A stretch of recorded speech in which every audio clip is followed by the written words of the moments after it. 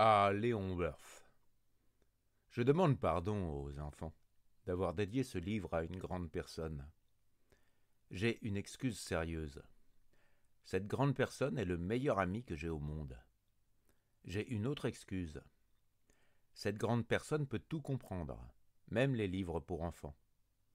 J'ai une troisième excuse. Cette grande personne habite la France, où elle a faim et froid. Elle a bien besoin d'être consolée. Si toutes ces excuses ne suffisent pas, je veux bien dédier ce livre à l'enfant qu'a été autrefois cette grande personne. Toutes les grandes personnes ont d'abord été des enfants, mais peu d'entre elles s'en souviennent. Je corrige donc ma dédicace. À Léon Worth, quand il était petit garçon.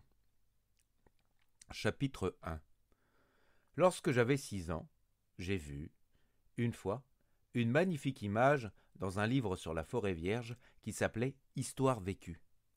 Ça représentait un serpent bois qui avalait un fauve. Voilà la copie du dessin.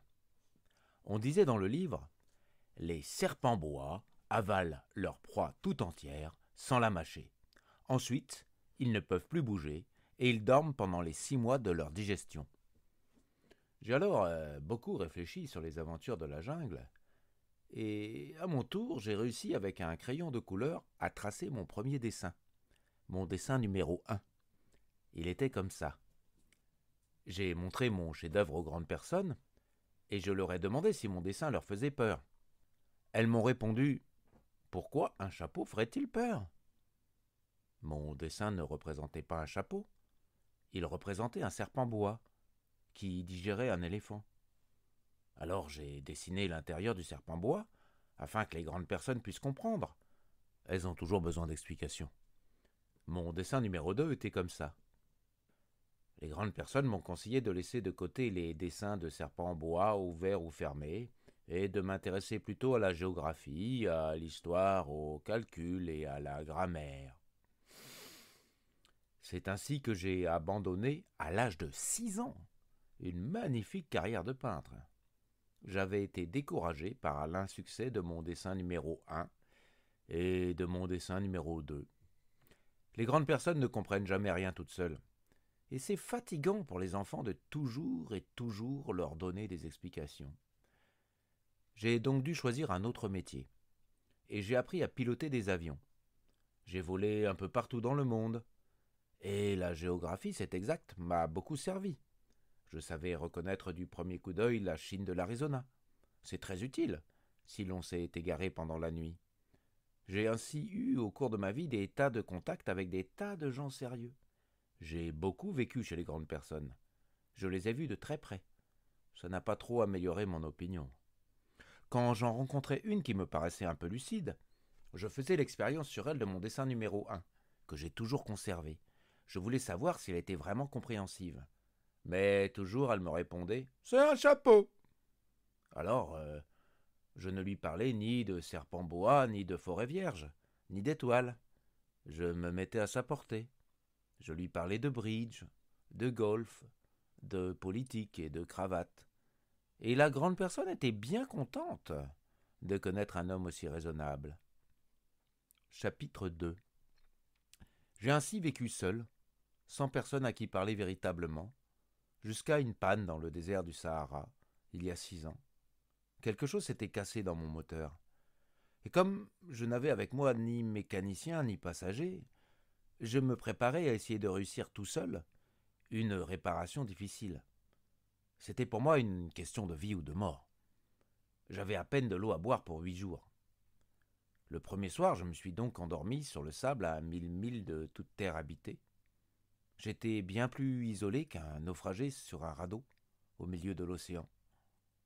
Alors, vous imaginez ma surprise, au lever du jour, quand une drôle de petite voix m'a réveillé. Elle disait « S'il vous plaît, dessine-moi un mouton. » « Hein ? Dessine-moi un mouton. » J'ai sauté sur mes pieds, comme si j'avais été frappé par la foudre. J'ai bien frotté mes yeux, j'ai bien regardé, et j'ai vu un petit bonhomme tout à fait extraordinaire qui me considérait gravement. Voilà le meilleur portrait que, plus tard, j'ai réussi à faire de lui. Mais mon dessin, bien sûr, est beaucoup moins ravissant que le modèle. Ce n'est pas ma faute.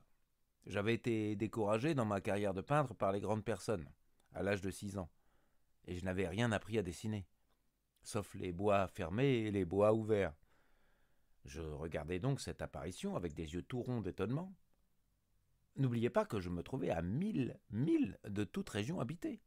Or, mon petit bonhomme ne me semblait ni égaré, ni mort de fatigue, ni mort de faim, ni mort de soif, ni mort de peur.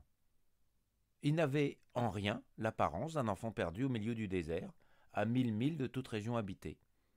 Quand je réussis enfin à parler, je lui dis « Mais qu'est-ce que tu fais là ?»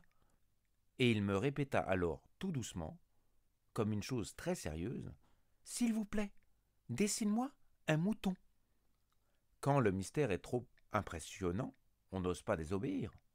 Aussi absurde que cela me sembla à 1000 milles de tous les endroits habités, et en danger de mort, je sortis de ma poche une feuille de papier et un stylographe. Mais je me rappelai alors que j'avais surtout étudié la géographie, l'histoire, le calcul et la grammaire. Et je dis au petit bonhomme, avec un peu de mauvaise humeur, que je ne savais pas dessiner. Il me répondit « Ça ne fait rien. Dessine-moi un mouton. » Comme je n'avais jamais dessiné un mouton, je refis pour lui l'un des 2 seuls dessins dont j'étais capable, celui du boa fermé. Et je fus stupéfait d'entendre le petit bonhomme me répondre « Non, non, je ne veux pas d'un éléphant dans un boa.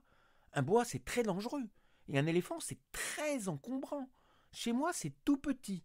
J'ai besoin d'un mouton.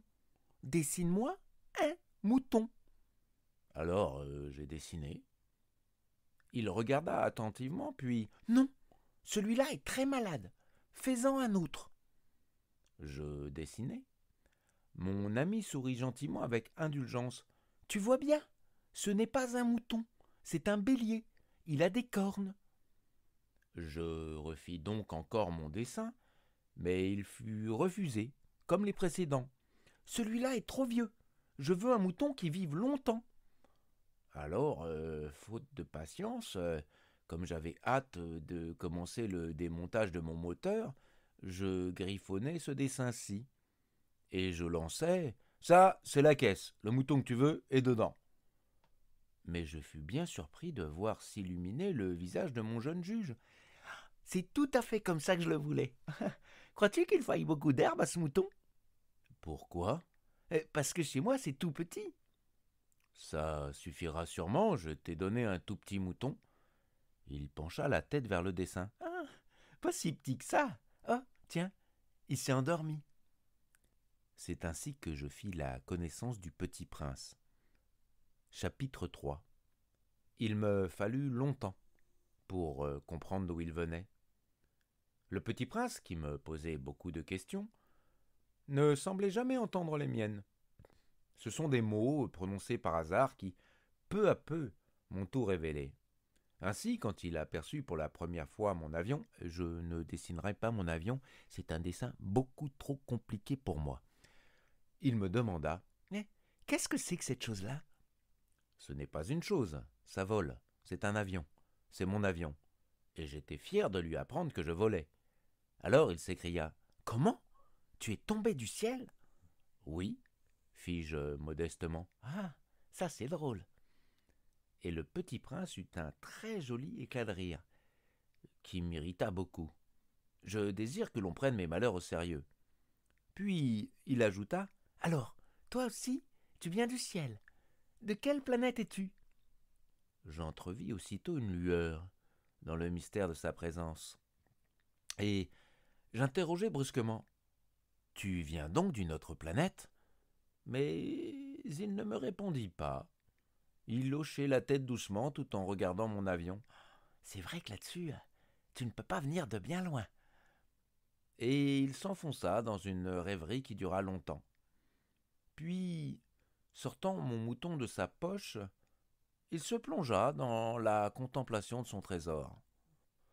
Vous imaginez combien j'avais pu être intrigué par cette demi-confidence sur les autres planètes. Je m'efforçai donc d'en savoir plus.